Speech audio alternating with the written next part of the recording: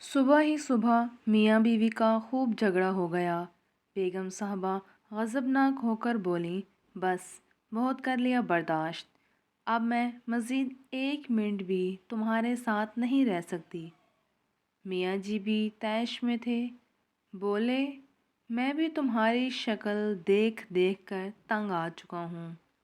دفتر سے واپس آؤں تو مجھے نظر نہ آنا گھر میں۔ اٹھاؤ اپنا ٹین ڈبہ اور نکلو یہاں سے۔ میاں جی غصے میں ہی دفتر چلے گئے۔ بیگم صاحبہ نے اپنی ماں کو فون کیا اور بتایا کہ وہ سب کچھ چھوڑ چھاڑ کر بچوں سمیت میکے واپس آ رہی ہیں۔ اب مزید نہیں رہ سکتی میں اس جہنم میں۔ ماں نے کہا، بندے کی پتر بن، آرام سے وہیں بیٹھ۔ تیری بڑی بہن بھی اپنے میاں سے لڑ کر آئی تھی اور اسی ضد میں طلاق لے کر بیٹھی ہوئی ہے۔ اب تو نے بھی وہی ڈرامہ شروع کر دیا ہے۔ خبردار، جو ادھر قدم بھی رکھا تو نے، صلح کر لے میاں سے، اب وہ اتنا بھی برا نہیں ہے۔ ماں نے لال جھنڈی دکھائی تو بیگم صاحبہ کے ہوش ٹھکانے آئے اور وہ پھوٹ پھوٹ کر رو دیں۔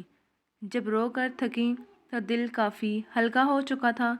میاں کے ساتھ لڑائی کا سین سوچا تو اپنی بھی کافی غلطیاں نظر آئیں۔ منہ ہاتھ دھو کر فریش ہوئی اور میاں کی پسند کی ڈش بنانی شروع کر دی اور ساتھ اسپیشل کھیر بھی بنا لی۔ سوچا شام کو میاں جی سے معافی مانگ لوں گی، اپنا گھر بھی تو اپنا ہی ہوتا ہے۔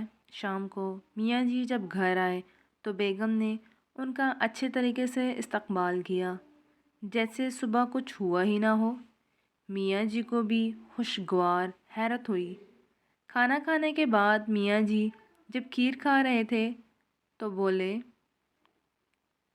بیگم کبھی کبھار میں بھی زیادتی کر جاتا ہوں، تم دل پر مت لیا کرو، آخر بندہ بشر ہوں، غصہ آ ہی جاتا ہے۔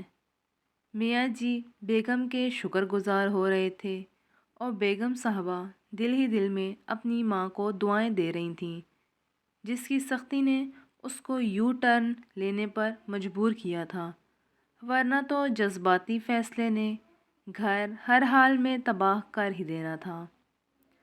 اس واقعے سے سبق یہ ملتا ہے، اگر والدین اپنی شادی شدہ اولاد کی ہر جائز ناجائز بات کو سپورٹ کرنا بند کر دیں تو رشتے بچ جاتے ہیں۔